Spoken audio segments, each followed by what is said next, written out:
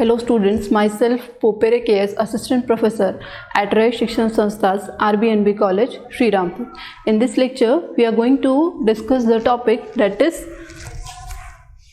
the subculturing and hardening. So in last lecture we have discussed about the inoculation, incubation. Now we are going to move toward the next step of the plant tissue culture, that is subculturing and hardening. So subculturing means what? After cultured, suppose we have cultured a plant in a particular medium. So during the growth period, what will happen? It will utilize all the nutrients. So plant need to be recultured, or we can say it should be subcultured. So what is subculturing? Subculturing, in vitro development of the tissues are monitored by observing the tissue at a regular interval into the culture room. So where we have kept our our cultures. So in culture room we need to be monitored them at a regular interval. So after that the explant may be required to transfer to the fresh media or new ingredient or hormone composition depending on the state of growth of cell tissue. So suppose if the nutrient which were earlier available, it is utilized by the plant during the growth, so that need to be, then again it should be transferred to a new place or new media. So it should be transferred with the new it should be transferred to a new media, that is it should be subcultured. So and also because suppose if a cell, it is in a dividing stage after or we can say in a dividing cell, so cells are dividing into tissues, it is suppose an unorganized mass of cell, it is continuously dividing, but after a certain interval of time, if we want it to be we want different organ, or we want the organogenesis process to be happen during this culturing. So what their composition, that is the composition of the hormone, it should be varied.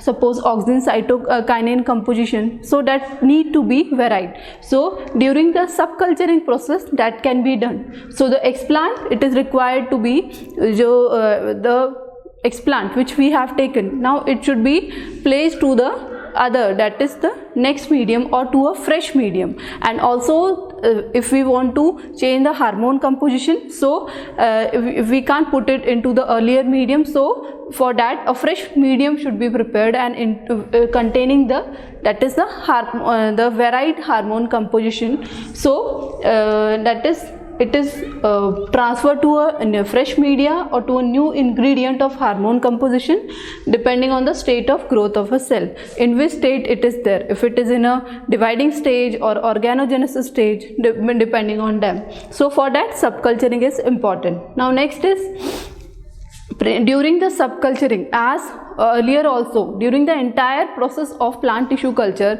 firstly when we were culturing the tissue, at that time also that is aseptic condition should be maintained. So like that during the subculturing process also the septic conditions, it should be maintained during the transfer, that is transferring from during the subculturing stage. Now after that, if we don't do this subculturing stage, so in that particular thing where we have kept the plant, like in a suppose test tube or in a petri plate, if we have in our culture the medium is not there, now it is not there, only our explant is there, so it is going to die. So if we delay the subculturing process, so it will result in the inhibition of a proper growth and development of that particular explant. So delaying of the process result in inhibition of proper development of tissue, cell and regeneration of the plantlet. So the explant, it can't properly grow, because if we don't do this subculturing process, as the nutrient media which is available to the plant, it is already taken by the plant, so it is left with no nutrient media.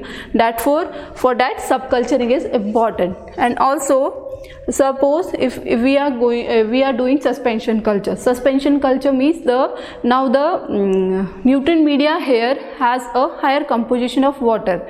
So suspension culture need change of media or fresh inoculation. So if when we are doing suspension culture, it needs a fresh media. So there is a continued need of the fresh media for inoculation, or media need to be changes on timely basis in a suspension culture. After that, the callus culture also need to be subculture on the callus tissue if needed to maintain the cell tissue in the dividing condition. So as I have already told, during the culturing stage, there are different stages. The cells means it move from, that is, suppose it is a callus culture. Callus means undividing mass of a cell. Only in the callus culture there will be the continuous division of a cell. So it will be, or a callus can be called as a unorganized mass of a cell that is in a continuous dividing stage. So callus culture also needs subculturing. If we don't, because as it is in a dividing stage, so it is fastly utilizing all the nutrient which is available to it. So for callus culture also subculturing is important. And it also, if we want, the callus tissue is needed to be maintained in the cell tissue in dividing stage. So if we don't provide it with the sufficient amount of media, it will not going to divide, as the rate of division is very high in the callus culture.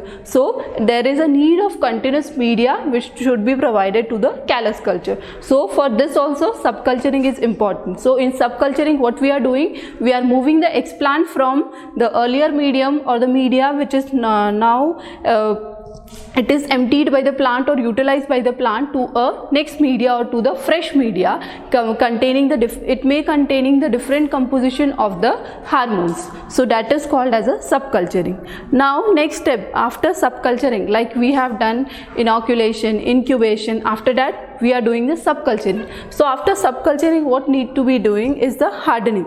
So this hardening, it can be called as a last step of a plant tissue culture. So in that, what we do, so as I have already told you, it is a last step of the plant tissue culture. The tissue culture plantlet developed in the artificial media now is transferred to the natural conditions. So in hardening, it is a last step. Last step means all the steps which we were early doing are to be done in a lab, that we are going to do in the plant tissue culture lab.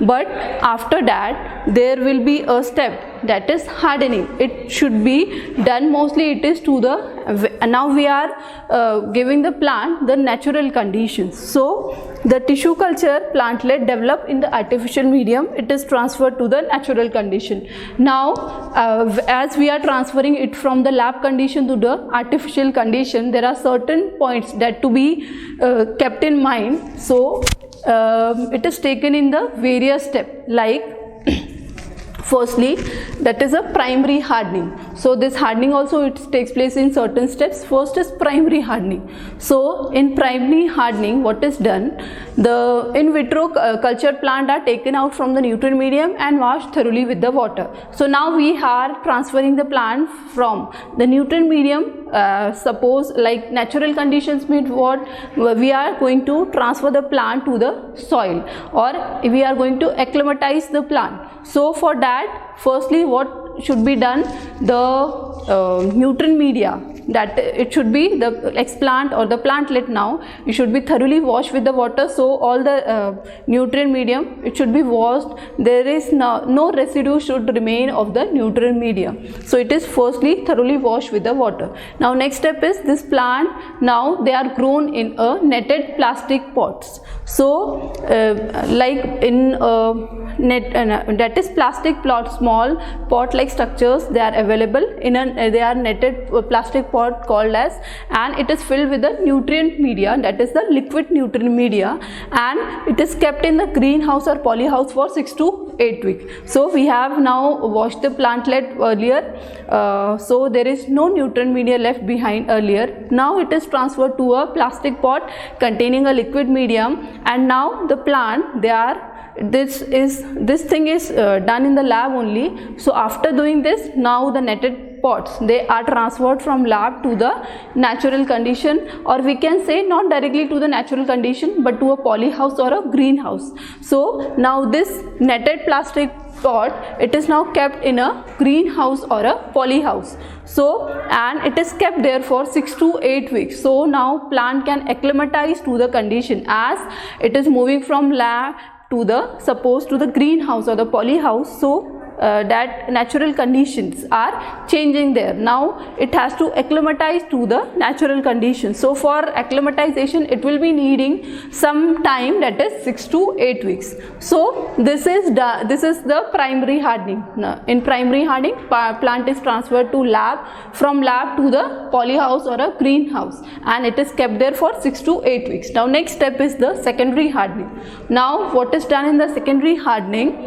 The plants are transferred to the poly bag with the potting mixture and grown under shade for 6 to 8 weeks. Now the plant which had now undergone the primary hardening, now it is transferred from, that is polyhouse or greenhouse, it is now filled to the poly bags. Poly bags means they are the black color bag, small bags. It is filled with the potting mixture, and in potting mixture, now the plant, it will be grown in shades only for 6 to 8 weeks.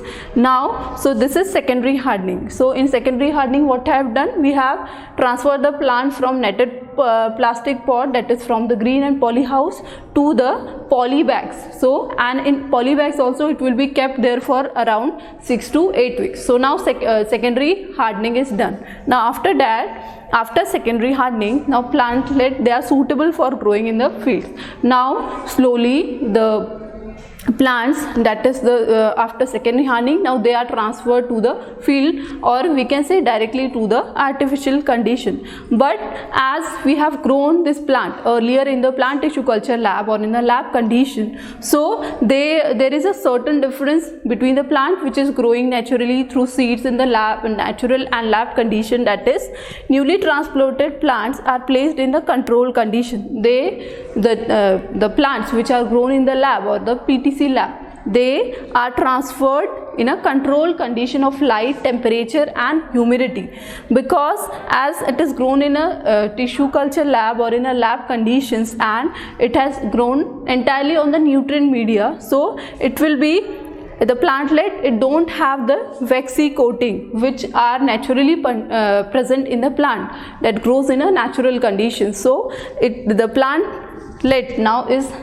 don't having a waxy coating, so it will be take certain amount of time to be acclimatized to the natural condition. So last is, that is acclimatization of the tissue. So certain amount of time it should be needed for acclimatization of the tissues. Now this is the reason that the plantlet which are grown in the plant tissue culture lab or through these artificial conditions, it might have their mortality rate may be high, because if we don't grow them in the proper condition, like we don't place the control conditions, we don't place the plant in the control condition, it may die or the mortality rate may be high. So it should be, the care should be taken, and the plantlet should be properly handled, so that plant can be grown properly. And without hardening, if we don't do the process of hardening,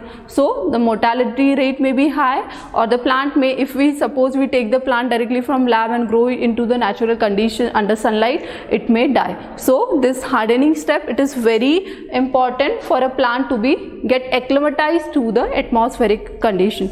So this is about the subculturing and the hardening. So these are the last step of the plant tissue culture. We have started with the plant, that is culturing of the plant, selection of the explant, then culturing, inoculation, incubation, sterilization, all the steps. Last steps is subculturing, and last was the hardening. Now the plant is ready, it is grown in a field, and now it will be growing to a new plant.